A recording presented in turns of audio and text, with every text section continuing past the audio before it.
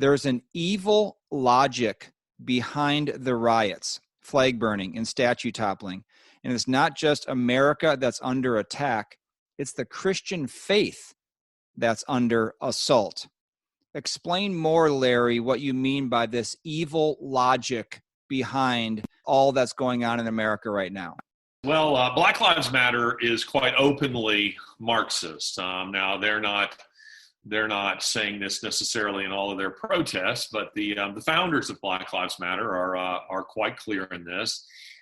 It is also clear when you go to their website, that is, if you're familiar with Marxism, it becomes quite noticeable in the language that they use.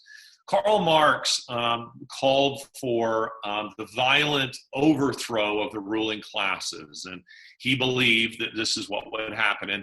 And to clear up a bit of confusion that some people have, socialism was not invented by Karl Marx. Socialism, a simple definition of socialism, is a redistribution of wealth by government in a way that is deemed to be more equitable. It's the seizure of assets. It's the control of the means of production.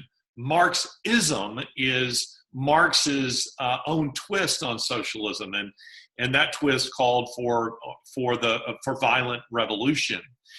The only thing is that the predicted revolution that Marx called for never happened, and he was quite certain that it would happen, but it didn't happen in the West. It didn't happen in Britain. It didn't happen in America. It happened in 1917 in Russia, and a theorist that came along after Karl Marx died in 1883, a fellow by the name of Antonio Gramsci, an Italian Marxist who was languishing in one of Mussolini's prisons in the 1930s, wrote a series of notebooks in which he offered his own answer to the question, why hasn't the long hoped for Marxist revolution come? And he said it's because the pillars of Western society were simply much too stable.